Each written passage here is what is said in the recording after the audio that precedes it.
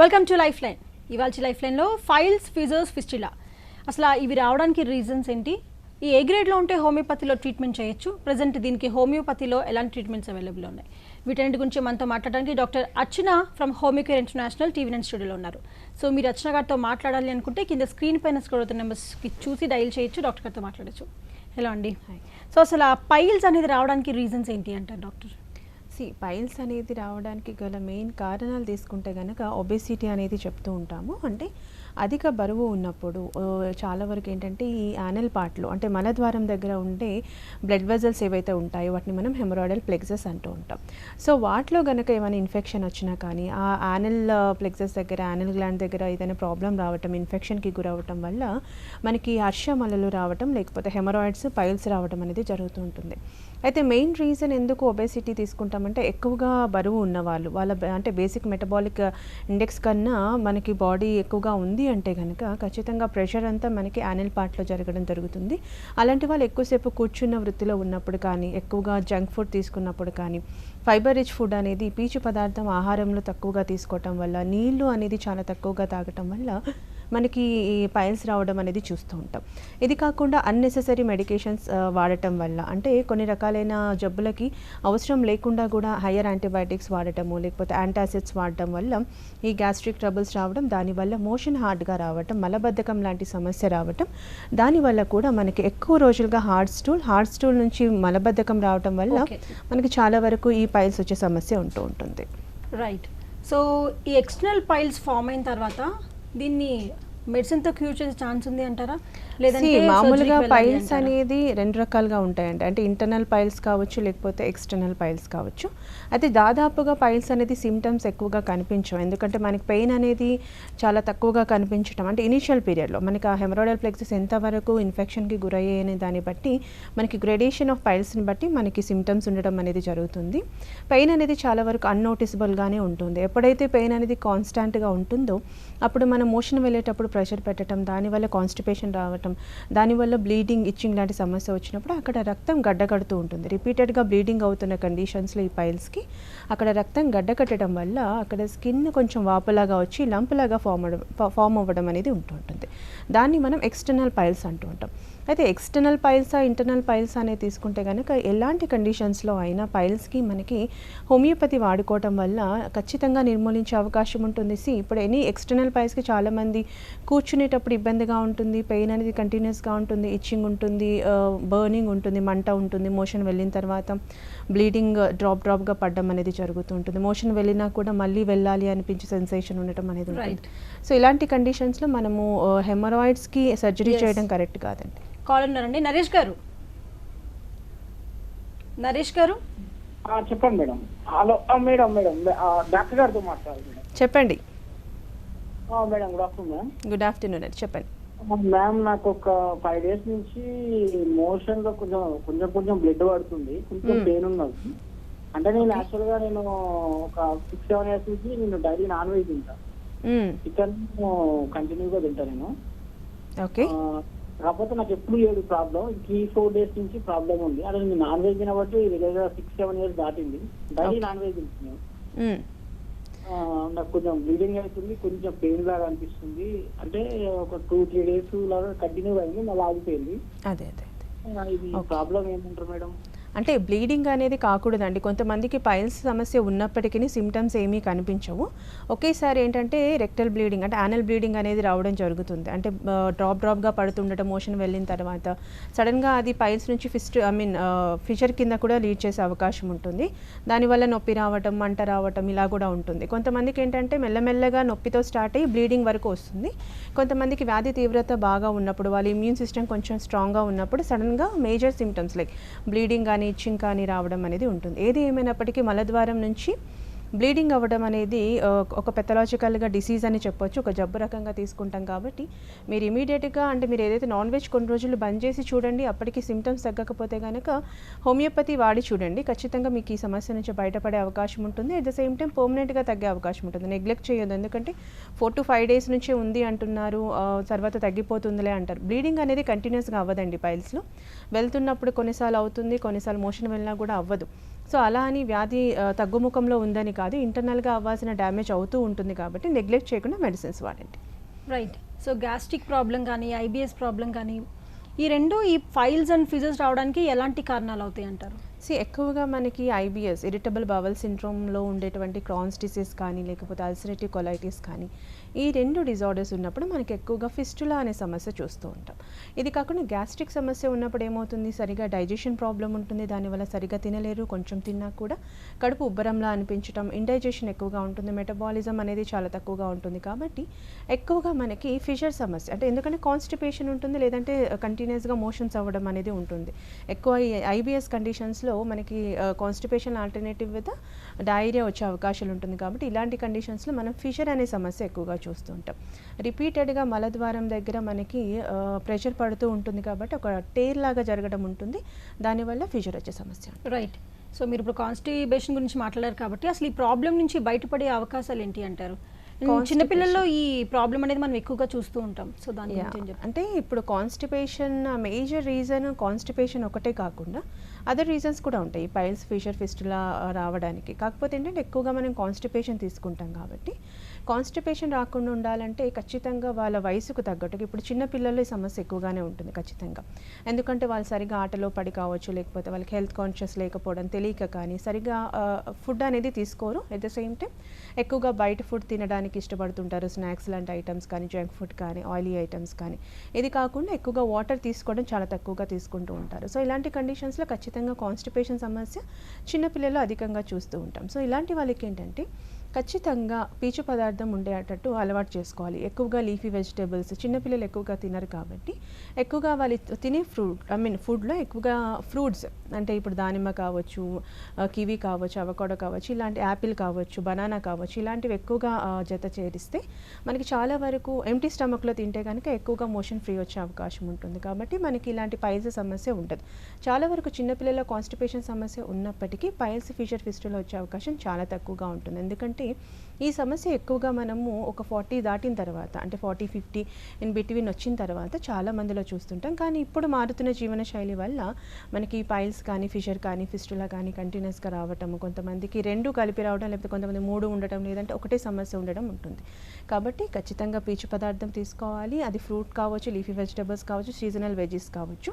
ఇది కాకుండా వాళ్ళ వయసుకు మించి కాకుండా ఒక 3 to 4 litres irrespective of the season. ఇలాంటి సమస్య ఉన్న వాళ్ళు పొద్దున్న లేవగానే ఒక బాటిల్ మెజర్మెంట్ తీసుకొని ఒక 1/2 లీటర్ to 1 లీటర్ వాటర్, అది వామ్ వాటర్ ప్రిఫర్ చేస్తే బెటర్. మోషన్ వచ్చే అవకాశాలు ఎక్కువగా ఉంటాయి. ఇది కాకుండా ఎక్కువసేపు కూర్చోకుండా ఫిజికల్ యాక్టివిటీ ఉండేటట్టు, శారీరక శ్రమ కరెక్ట్గా ఉండేటట్టు చూసుకోవడం, వాకింగ్ లాంటిది, సైక్లింగ్ లాంటివి చేయడం వల్ల చాలా వరకు ఈ సమస్య నుంచి బయటపడచ్చు. రైట్. రవికుమార్ గారు ఉన్నారండి కాలర్. రవికుమార్ గారు చెప్పండి మీ ప్రాబ్లం. బ్లడ్ బ్లీడింగ్ అవుతుంది మేడం బయటికి వెళ్ళినప్పుడు. ఎప్పటి నుంచి అండి? ఒక 1 month అవుతుంది మేడం. 1 month అవుతుందా? అవును మేడం. ఓకే. ఇది కాకుండా వేరే సిమ్టమ్స్ ఏమైనా ఉన్నాయా? వేరే సిమ్టమ్స్ అంటే నాకు కీళ్ళ వాతం ఉన్నది అన్నారు మేడం, హాస్పిటల్ పోయింది. ఓకే. అంతకుముందు డైలీ వాకింగ్ చేస్తుంటే మోషన్ ఫ్రీ ఉంటుండే, ఏం ప్రాబ్లం కాకుండా. Okay, fine. అంటే మోషన్ హార్డ్గా వచ్చినప్పటి నుంచి ఈ సమస్య వస్తుందా? బ్లీడింగ్ అనేది ఉంటుందా? అవును మేడం. ఓకే. అంటే మీ ఫ్యామిలీలో ఎవరికైనా ఉందా అండి? మా ఫ్యామిలీలో ఎవరికి లేదు మేడం. సరే. అంటే 1 month నుంచి అంటున్నారు, కానీ బ్లీడింగ్ అనేది అవ్వకూడదు. పెయిన్ అప్పుడప్పుడు వచ్చినా పెద్దగా దాన్ని మనం డైట్తో కానీ, ఫుడ్ మేనేజ్మెంట్తో కానీ, ఎక్సర్సైజ్తో కానీ నిర్మూలించుకోవచ్చు. కానీ ఎప్పుడైతే బ్లీడింగ్ అవుతుందో ఖచ్చితంగా డ్యామేజ్ ఎక్కువగానే ఉంది అని అర్థం చేసుకోవాలి. అది కొంతమందికి 4 to 5 first caller మాట్లాడినట్టుగా 4 to 5 days ముందు నుంచే స్టార్ట్ అయిందని చెప్తున్నారు. మీరు 1 month నుంచే ఉంది అని చెప్తున్నారు. కొంతమందికి 1 నెల కనిపిస్తుంది, మళ్ళీ ఒక 5-6 months గ్యాప్లో మళ్ళీ కనిపించే అవకాశం ఉంటుంది. కాబట్టి ఇలాంటి వాళ్ళు ఏంటంటే ఖచ్చితంగా ఇంతకుముందు నేను చెప్పినట్టుగా ఆ డైట్ అనేది మెయింటైన్ చేయాలి. ఇది కాకుండా ఒకసారి డ్యామేజ్ ఎంత ఉంది అని తెలుసుకోవడానికి ఒకసారి సిగ్మాయిడోస్కోపీ చేయించుకోండి. దానివల్ల మనకి ఎంతవరకు పైల్స్ మాత్రమే ఉన్నాయా, లేకపోతే హెమరాయిడ్స్ ఎలాంటి కండిషన్స్లో ఉన్నాయి, అంటే గ్రేడ్ 1లో ఉందా, 2లో ఉందా, 3లో ఉందా అని తెలుసుకోవచ్చు. అవి ఇంటర్నల్ పైల్సా లేకపోతే ఎక్స్టర్నల్ పైల్సా అనేది సిగ్మాయిడోస్కోపీ చేయించుకోవడం ద్వారా తెలుస్తుంది. సో నేను చెప్పిన diet at the same time investigation చేసి దగ్గరలో హోమియో కేర్ ఇంటర్నేషనల్ వెళ్ళి కన్సల్ట్ అవ్వండి, మీకు చాలా వరకు నయమయ్యే అవకాశం ఉంటుంది. సో డాక్టర్, ఈ గ్యాస్ట్రిక్ ప్రాబ్లం ఉన్న వాళ్ళకి పైల్స్ అనేది ఎంతవరకు వచ్చే ఛాన్స్ ఉంది అంటారు? అది గ్యాస్ట్రైటిస్ కానీ అసిడిటీ కానీ ఎనీ గ్యాస్ట్రిక్ ఎరోషన్స్ కానీ ఉన్నప్పుడు చాలా వరకు ఏంటంటే మెటబాలిజం తగ్గిపోవడం జరుగుతుంది. దానివల్ల ఆకలి అనేది మందగించడం ఉంటుంది. వాళ్ళు కొంచెం ఫుడ్ తీసుకున్నా కూడా వాళ్ళకి వామిటింగ్ సెన్సేషన్ రావడం, నాజియా కండిషన్స్, లేకపోతే వామిటింగ్స్ అవ్వటం, ఇండైజెషన్ ఉండటం, దానివల్ల సరిగా ఇంటేక్ అనేది ఫుడ్ ఇంటేక్ అనేది ఉండదు కాబట్టి ఖచ్చితంగా మోషన్ హార్డ్గా రావటం, దానివల్ల 2-3 డేస్కి వన్స్ మోషన్ పాస్ చేయటం, దాన్ని మనం కాన్స్టిపేషన్ మలబద్ధక సమస్య వచ్చే అవకాశాలు ఉంటాయి. సో దీనివల్ల ఏంటంటే బేసిక్గా మలబద్ధకం కానీ లేకపోతే మోషన్ ఎక్కువ సార్లు వెళ్ళటం వల్ల తర్వాత ఇంట్రా అబ్డామినల్ ప్రెషర్ కూడా పెరిగిపోయే అవకాశం ఉంటుంది. కాబట్టి మనకి పైల్స్ సమస్య కన్నా ఎక్కువగా మనకి ఫిషర్ సమస్య వచ్చే అవకాశం ఉంటుంది. అందుకని ఎక్కువగా ఇంట్రా అబ్డామినల్ ప్రెషర్ పెరిగే టైంలో మనకి లైక్ కఫ్ కానీ లేకపోతే టీబీ, ట్యూబర్క్లోసిస్ లాంటి కండిషన్స్లో కూడా మనకి దాదాపుగా ఫిషర్ అనే సమస్య వచ్చే అవకాశాలు ఉంటాయి. కాబట్టి చాలా జాగ్రత్తగా చూసుకోవాలి. రైట్, కాల్ ఉన్నారండి రాజమణి గారు. నమస్తే అండి, నేను కొత్తగూడెం నుంచి రాజమండ్రి అండి. చెప్పండి అమ్మా. మేడం నమస్తే. మేడం నమస్తే, చెప్పండి. నమస్తే అండి. మా తమ్ముడికి అండి ఇప్పటికి 5 సంవత్సరాల నుండి అండి విరేచనాలు రోజుకి 6 సార్లైనా వెళ్తాడండి. ఉదయం 3 సార్లు, రాత్రి 3 సార్లు వెళ్తారండి. ఓకే. అయితే డాక్టర్ గారి దగ్గరికి వెళ్తే ఏమన్నారంటే ఫస్ట్ ఏమో ఫిషర్స్ ఉన్నాయన్నారండి, తర్వాత సంవత్సరం క్రితం ఇప్పుడేమో మళ్ళీ పైల్స్ ఉన్నాయంటున్నారండి. అయితే ఈ సమస్యకి మనకి హోమియోలో అయినా ఎట్లా ఉంది, ఆపరేషన్ లేకుండా చేయొచ్చా అండి? యా, ఖచ్చితంగా చేయొచ్చమ్మా. అంటే లూజ్ మోషన్స్ అవుతున్నాయి అంటున్నారు, డైలీ 6 to 7 టైమ్స్ అంటున్నారు. అది మనం ఒకసారి రూల్ అవుట్ చేయాలి. అంటే అది పైల్స్ మాత్రమేనా అంటే పైల్స్ ఉండొచ్చు, పైల్స్తో పాటుగా ఫిషర్ కూడా ఉండొచ్చు, లేదు 3 సమస్యలు ఒక్కరిలోనే ఉండే అవకాశాలు కూడా ఉంటాయి. ఎప్పుడు అంటే మనం ఏదైతే వ్యాధిని నిర్మూలించడంలో మనం నెగ్లెక్ట్ చేస్తామో, సరిగా ట్రీట్మెంట్ అనేది ప్రాపర్గా వాడమో, అప్పుడు ఈ పైల్స్ నుంచి ఫిషర్ తర్వాత ఫిస్టులా కూడా వచ్చే అవకాశాలు ఉంటూ ఉంటాయి. ఒకదానికొకటి సంబంధం లేకపోయినప్పటికీ 3 కూడా మలద్వారం దగ్గర పెథలాజికల్ కండిషన్స్ వల్ల వచ్చే డిజార్డర్స్ కాబట్టి ఖచ్చితంగా సమస్య పెరిగే అవకాశం ఉంటుంది. సో మీ వాళ్ళకి పైల్స్ నుంచి ఫిషర్ కూడా 2 సరిసమానంగా ఉండవచ్చు. At the same time irritable bowel syndrome అంటే దీనిలో కూడా ఏంటంటే కంటిన్యూస్గా లూజ్ మోషన్స్ అయ్యే అవకాశాలు ఉంటాయి. కాకపోతే ఏంటంటే లూజ్ మోషన్తో పాటుగా వెయిట్ లాస్ ఉంటుందమ్మా. వెయిట్ లాస్తో పాటుగా అప్పుడే లూజ్ మోషన్ అవ్వడం, తర్వాత కొన్ని రోజుల తర్వాత హార్డ్గా స్టూల్ రావడం, అంటే మలబద్ధక సమస్య వస్తూ ఉంటుంది. సో ఈ సమస్య ఉందా లేదా క్లియర్గా తెలుసుకోవడానికి మీరు ఒకసారి సిగ్మాయిడోస్కోపీ కానీ లేకపోతే ఒకసారి ఎండోస్కోపీ చేయించుకోండి. దానివల్ల మనకి ఐబిఎస్ ఉందా, లేకపోతే పైల్స్ మాత్రమేనా, లేకపోతే ఫిషరా ఫిస్టులా అనే సమస్య తెలుస్తుంది. అయితే హోమియో ట్రీట్మెంట్ మీ కండిషన్లో ఖచ్చితంగా చేయొచ్చు. లూజ్ మోషన్స్ తగ్గిస్తూ మనకి ఆ ప్రెషర్ పడకుండా, ఎలాంటి సర్జికల్ ఇంటర్వెన్షన్స్ లేకుండా మీరు ఏదైతే 4 to 5 years నుంచి సఫర్ అవుతున్నారో పూర్తిగా నిర్మూలించే అవకాశం హోమియోపతిలో ఉంది. At the same time Homeocare international చాలా కేసెస్ ఇలాంటివి ఉన్నాయమ్మా. ఒకసారి వచ్చి దగ్గరలో బ్రాంచ్కి వెళ్ళి కన్సల్ట్ అవ్వండి. బట్ బిఫోర్ గోయింగ్ ఒకసారి సిగ్మాయిడోస్కోపీ, ఎండోస్కోపీ చేయించుకొని రిపోర్ట్స్ తీసుకొని వెళ్ళండి. ఖచ్చితంగా పూర్తిగా నిర్మూలించవచ్చు. రైట్. సో రైట్ మేడం, ఈ పైల్స్ అండ్ ఫీజర్స్ రెండింటికి మధ్య సంబంధం ఏంటి అంటారు? అంటే పైల్స్ కానీ ఫిషర్ కానీ దాదాపుగా ఒకే రకంగా కనిపించే 2 డిఫరెంట్ కైండ్స్ ఆఫ్ డిసీజెస్ అని చెప్పుకోవచ్చు. అయితే పైల్స్లో ఎలా ఉంటుంది, మనం ఫిషర్లో ఎలా ఉంటుంది, ఎలా డిఫరెన్షియేట్ చేయొచ్చు అంటే పైల్స్లో దాదాపుగా పెయిన్ అనేది అన్నోటిసబుల్గా ఉంటుంది. ఎప్పుడో చిన్నగా గుచ్చినట్టుగా అనిపించడం పెయిన్, ఎక్కువసేపు కూర్చున్నప్పుడు పెయిన్ అనిపించడం, తర్వాత ఎప్పుడో 2-3 రోజులకు అనిపించడం, చాలా మైల్డ్గా ఉండటం అనేది మనకి పైల్స్లో ఉండే అవకాశం ఉంటుంది. అన్లెస్ అంటే if it is in the grade 3 కానీ గ్రేడ్ 4 కానీ ఉన్నప్పుడు మాత్రం మనకి ఎక్కువగా పెయిన్, ఇచ్చింగ్, మంట, రెడ్నెస్, తర్వాత బ్లీడింగ్ అవ్వడం అనేది కనిపిస్తూ ఉంటుంది. అలా కాకుండా ఇనిషియల్ పీరియడ్లో పెయిన్ అనేది చాలా తక్కువగా ఉంటుంది, బ్లీడింగ్ కూడా చాలా తక్కువగా ఉంటుంది. కమింగ్ టు ద ఫిషర్లో ఎలా ఉంటుందంటే అక్కడ ఒక నిలువు చీలికలాగా ఉంటుంది మలద్వారం దగ్గర. కాబట్టి మోషన్ వెళ్ళడానికి చాలా హార్డ్ ప్రెషర్ పెట్టాల్సి ఉంటుంది. మోషన్ వెళ్తున్నట్టే అనిపిస్తుంది, బట్ లోపలికి వెళ్ళిపోవటము, మోషన్ వెళ్ళి వచ్చిన తర్వాత కూడా మనకి ఇంకా వెళ్ళాలి అనిపించే సెన్సేషన్ అనిపించడం మనం ఎక్కువగా ఫిషర్లో చూస్తుంటాం. ఇది కాకుండా బ్లడీ స్టూల్ అనేది ఎక్కువగా ఉంటుంది. పెయిన్ కూడా చాలా వరకు కంటిన్యూస్గా ఉంటుంది. అంటే మన కొంతమందికి సివియారిటీని బట్టి 24/7 ఉంటుంది. తర్వాత కొంతమందికి వెళ్ళిన 2-3 గంటలు ఉండి ఆగిపోతుంది. మంట విపరీతంగా ఉండటం అనేది మన ఫిషర్ యొక్క లక్షణాలు చెప్తాం. రైట్. సో అసలు ఈ ఒబిసిటీ ఉన్న వాళ్ళలో ఎక్కువగా ఈ పైల్స్ ప్రాబ్లం అనేది ఉంటుంది అంటారా? అవునండి. అండ్ వాళ్ళు వెయిట్ తగ్గకుండా ఈ మెడిసిన్ తీసుకుంటే యూజ్ ఉంటుందా? అంటే ఇప్పుడు పైల్స్ సమస్య ఒకవేళ ఒబేసిటీ వల్ల మాత్రమే వస్తుందంటే కొంతవరకు వెయిట్ లాస్ అవుతే మనకి ఎలాంటి మెడికేషన్ అవసరం లేకుండా కొంత ఆహారపు నియమాలు పాటిస్తే సరిపోతుంది. కానీ ఒబేసిటీ కాకుండా అంటే వెయిట్ లాస్ అయినప్పటికీ ప్రాబ్లం ఉంది అంటే ఖచ్చితంగా ఇంటర్నల్ ఫ్యాక్టర్ ఏదో ఒకటి ఉంటుంది. అది ఒక ఎక్స్పీరియన్స్ డాక్టర్కి అర్థమవుతుంది. కాబట్టి ఒకసారి కన్సల్టెంట్ డాక్టర్ని కన్సల్ట్ అయ్యి అసలు నాకు వెయిట్ లాస్ అయినా కూడా తగ్గట్లేదు ఏంటని చూయించుకుంటే కనుక నేను ఇంతకుముందు చెప్పినట్టు కొలనోస్కోపీ కానీ, ఫిస్టులోగ్రామ్ కానీ, ఎండోస్కోపీ కానీ చేయించుకుంటే మనకి క్లియర్ కట్గా తెలుస్తుంది ప్రాబ్లం ఏంటి అనేది. So that exactly weight loss అయినా నొప్పి తగ్గట్లేదు, పైల్స్ ప్రాబ్లం అలానే ఉంది, ఫిషర్ అలానే ఉంది అంటే మాత్రం ఖచ్చితంగా మెడికేషన్ తీసుకుంటే కనుక చాలా వరకు నిర్మూలించవచ్చు. చాలామంది ఏమనుకుంటారు, ఈ పైల్స్, ఫిషర్, ఫిస్టులా, ఒబెసిటీ మాత్రమే రీజన్ అనుకుంటారు. అలా అని సన్నగా ఉన్న వాళ్ళలో పైల్స్ రాదా అంటే కాదు, other factors will also trigger. కాబట్టి అసలు ఏంటి ఫ్యాక్టర్ ఏంటి, అతను ఎందువల్ల వచ్చింది, ఎందువల్ల తగ్గటం లేదు, ఈవెన్ మెడికేషన్ వాడుతున్నా అని చూసి దాని ప్రకారం ఏదైతే అతనికి ఫ్లేరప్ అవుతుందో, ఏదైతే ట్రిగరింగ్ ఫ్యాక్టర్ ఉందో అది నిర్మూలిస్తే కనుక ఖచ్చితంగా తగ్గుతుందండి. Right madam. సో ఈ ఫైల్స్ అండ్ ఫిస్టిలా గురించి తెలుసుకున్నాం, ఫిజర్స్ గురించి తెలుసుకున్నాం. What about ఫిస్టిలా? సో అంటే ఆ సిమ్టమ్స్ ఎలా ఉంటాయి అంటారా వస్తాయి? ఫిస్టులా అనేది ఏంటంటే బేసిక్గా మనకి ఒక యాప్సిస్ లాగా ఫామ్ అవుతూ ఉంటుంది. అంటే ఇక్కడ మలద్వారంకి కొంచెం అవతల ఇవతల వైపు కానీ ఒకటి లేకపోతే 2 రకాలైనటువంటి ఒక చీమగడ్డలాగా ఫామ్ అవ్వటాన్ని మనము యానల్ యాప్సిస్ అంటూ ఉంటాము. దాన్ని మనం ఫిస్టులా అంటుంటాం. అంటే ఈ మలద్వారం దగ్గర నుంచి లోపల పేగు వరకు ఓపెన్ అయ్యి ఒక ఓపెన్ క్యావిటీ అని చెప్తూ ఉంటాం. సో ఇందులో ఏంటంటే ఎక్కువగా బ్లీడింగ్ తక్కువగా ఉంటూ పెయిన్ విపరీతంగా ఉండటం, ఎప్పుడు అంటే తడితడిగా అనిపించడం మలద్వారం దగ్గర, వాళ్ళు కూర్చోడానికి ఇబ్బంది పడుతూ ఉంటారు. ఎంత పస్తు ఉంటుంది కాబట్టి ఖచ్చితంగా ఇన్ఫెక్షన్ రావటము, దానివల్ల ఫీవర్ కంటిన్యూస్గా ఉండటము, ఎప్పుడు వీక్గా అనిపించటము, మోషన్ వెళ్ళాలంటే భయపడుతూ ఉండటం అనేది మెయిన్గా ఫిస్టులా యొక్క లక్షణాలు. అయితే పైల్స్ని మనము ట్రీట్ చేయడం చాలా ఈజీ అని చెప్పొచ్చు compare to the fissure and fistula. Coming to the fistula, అది ఒక ఓపెన్ క్యావిటీ కాబట్టి 2 ఎపిథీలియల్ కణజాలాల ఓపెనింగ్ కాబట్టి దానికి కొంత టైం తీసుకుంటుంది. కొంచెం పేషెంట్ కూడా కొంత జాగ్రత్తగా పేషెన్సీగా వాడితే గనక దీన్ని కూడా మనకి అంటే ఫిస్టులెక్టమీ అంటే ఫిస్టులాని రిమూవ్ చేయటం కానీ అవసరం లేకుండానే టోటల్గా తగ్గించవచ్చు. చాలామంది ఫిస్టులోగ్రామ్ చేసి ఫిస్టులా ఉంది అని తెలిసిన తర్వాత రిమూవ్ చేయించుకుంటూ ఉంటారు, ఫిస్టులెక్టమీ జరుగుతూ ఉంటుంది. కానీ అలాంటి కండిషన్స్లో కూడా రిపీట్ అయిన కేసెస్ హోమియోకేర్కి రావటం, హోమియోకేర్ మెడిసిన్స్ వాడిన తర్వాత మేము ఇచ్చే కాన్స్టిట్యూషన్ జీనోమ్ ఫార్ములా బేస్ మీద మెడిసిన్స్ ఇచ్చిన తర్వాత చాలా వరకు మళ్ళీ అది రిపీట్ కాకుండా ఉన్న కేసెస్ ఉంటాయి. But it definitely depends on the patient అండి. Okay right. సో ఈ ఫైల్స్ అండ్ ఫిస్టులా బాగా ముదిరిపోయిన స్టేజెస్లో సర్జరీ అని అంటారా? సర్జరీ చేయించుకుంటే మళ్ళీ అది రిపీట్ కాకుండా ఉండే ఛాన్స్ ఉంది అంటారా? అంటే సర్జరీకి ఎప్పుడు వెళ్ళొచ్చు అంటే కొంతమందికి అసలు వాళ్ళు ఇంకా అదే ఆప్షన్, ఇంకా వాళ్ళకి అంటే కూర్చోడానికి కూడా ఇబ్బంది పడుతూ ఉంటారు, ఒక 5 మినిట్స్ కూర్చోవాలన్నా ఇబ్బంది. అలాంటి కండిషన్స్లో హోమియో వేయంగానే తగ్గిపోదు కాబట్టి వాళ్ళు వెళ్తూ ఉంటారు.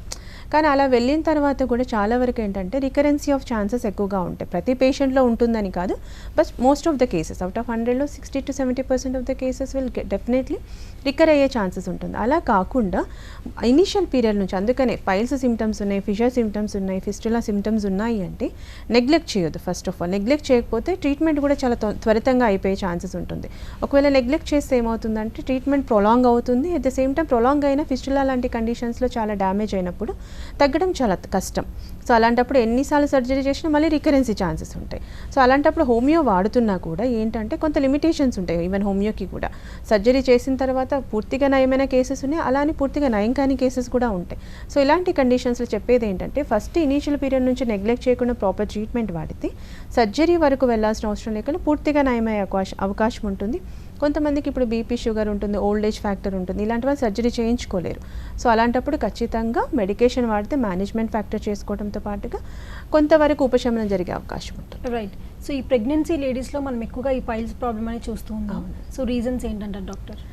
ప్రెగ్నెన్సీ టైంలో ఎక్కువగా మనకి ఈ ఫిషర్ ఫిస్టులా కన్నా పైల్స్ అనేది వస్తూ ఉంటుంది, ఎస్పెషల్లీ 3rd ట్రైమెస్టర్లో. ఎందుకంటే ఎక్కువగా ప్రెగ్నెన్సీ ఉమెన్స్ మనకి కడుపు 9 మంత్స్ ప్రెగ్నెన్సీ, 8 మంత్స్ ప్రెగ్నెన్సీ ఉన్నప్పుడు అబ్డామినల్ ప్రెషర్ పెరుగుతుంది కాబట్టి కాన్స్టిపేషన్ సమస్య లాస్ట్ 3 నెలల్లో వస్తూ ఉంటుంది. లాస్ట్ 3 నెలలు వచ్చినప్పుడు ఖచ్చితంగా వాళ్ళు మోషన్ వెళ్ళడానికి ఇబ్బంది పడుతూ ఉంటారు. కాబట్టి పైల్స్ అనే సమస్య ప్రతి వారిలో కాకపోయినప్పటికీ కొంతమందిలో ఖచ్చితంగా కనిపిస్తూ ఉంటుంది. But after delivery, post delivery చాలా వరకు ఇది నయమయ్యే అవకాశం ఉంటుంది, వాటికి మళ్ళీ మెడిసిన్స్ ఇలాంటివి ఏమీ అవసరం లేకుండా. కాకపోతే కొంతమందికి అలా రికరెన్సీ ఛాన్సెస్ ఎక్కువగా ఉంటూ ఉంటాయి. ఇంకోటి ఏంటి అంటే మనకి నార్మల్ డెలివరీ అయిన వాళ్ళు ఈ పైల్స్ సమస్య ఎక్కువగా బాధిస్తుంటుంది compare to the caesarean sections అంటే. రైట్. సో చాలా మంది పైల్స్, ఫిజర్స్, ఫిస్టులా ఇవి బాగా ముదిరిపోతే it may leads to cancer అని చాలా అపోహలు ఉన్నాయి. నిజంగానే it may leads to cancer అంటారా? అంటే ఎప్పుడు అంటే వెరీ రేర్ కేసెస్ లైక్ 0.001% అని చెప్పొచ్చు. ఎప్పుడైతే మనం మలద్వారం దగ్గర ఈ పైల్స్, ఫిషర్, ఫిస్టులా అని నెగ్లెక్ట్ చేస్తామో. కాకపోతే ఎక్కువగా ఫిస్టులా లాంటి ప్రాబ్లమ్స్ ఎక్కువగా రికరెన్సీ ఉన్నప్పుడు, ఫిస్టులెక్టమీ ఎక్కువగా అయినప్పుడు, అంటే అది ఫిస్టులాని తీసేసినప్పుడు, బాగా రిపీటెడ్గా తీసినప్పుడు క్యాన్సర్ కింద లీడ్ చేసే అవకాశాలు ఉంటాయి. కానీ బట్ వాళ్ళకి అది చేసిన తర్వాత, సర్జరీ చేసిన తర్వాత కూడా కొన్ని హైజీనిక్ కండిషన్స్ మెయింటైన్ చేయటము, ఫుడ్ పరంగా మళ్ళీ అంటే వాళ్ళు డాక్టర్ ఏదైతే సజెస్ట్ చేస్తారో చేస్తారు ఆ ఫుడ్ తీసుకోవటము, తర్వాత ఫిజికల్ యాక్టివిటీ మస్ట్ అండ్ షుడ్గా చేయటము, ఆల్కహాల్ స్మోకింగ్ అనేది అవాయిడ్ చేస్తే చాలా వరకు క్యాన్సర్ వరకు వెళ్ళకుండా ఉంటుంది. But anyway very rare conditions అని చెప్పొచ్చు. ఒకవేళ క్యాన్సర్ వస్తోంది అంటే ఫెమిలియల్ హిస్టరీ కూడా తీసుకోవాలి.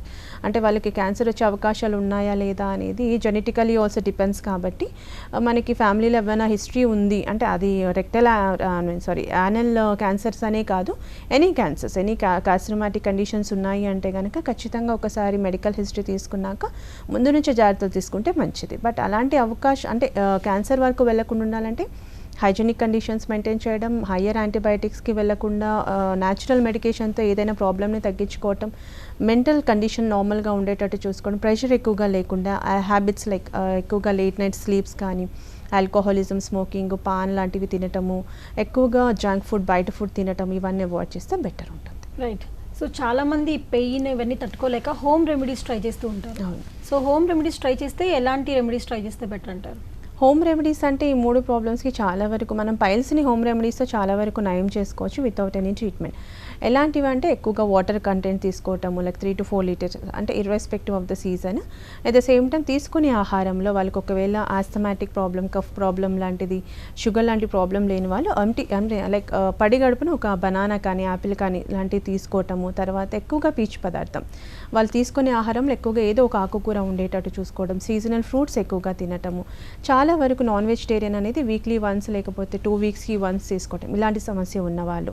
తర్వాత ఎక్కువగా బ్లాండ్ డైట్ లైక్ కర్డ్ కానీ, బటర్ మిల్క్తో సంబంధించింది, ఎక్కువగా పచ్చళ్ళు, ఈ నూనె ఐటమ్స్ ఉన్న ఫుడ్ అనేది అవాయిడ్ చేయటము, కారం మసాలా ఉన్న ఫుడ్ అనేది అవాయిడ్ చేయటం చేస్తూ, ఎక్కువగా కూర్చునే వృత్తిలో ఉన్న వాళ్ళు 1 గంట కూర్చుంటే ఒక 5-10 నిమిషాలు లేసి నడవటము. తర్వాత ఫిజికల్ ఇది లేను అన్నప్పుడు, అవకాశం లేదు అన్నప్పుడు ఖచ్చితంగా రోజుకు ఒక 1/2 hour to 40 minutes ఎక్సర్సైజ్ చేయటము, వాళ్ళ వెయిట్ని మెయింటైన్ చేసుకోవటం వల్ల ఎలాంటి మెడికేషన్ అవసరం లేకుండా పైల్స్ని అయితే క్యూర్ చేసుకోవచ్చు. Coming to the fissure and ఫిస్టులాకి మాత్రం ఖచ్చితంగా medical attention is needed. At the same time diet and exercise everything should also be needed. Right. Thank you so much madam, చాలా డౌట్స్ క్లారిఫై చేశారు. ఇది వాళ్ళ లైఫ్ లైన్. చూస్తూనే ఉండండి TV9.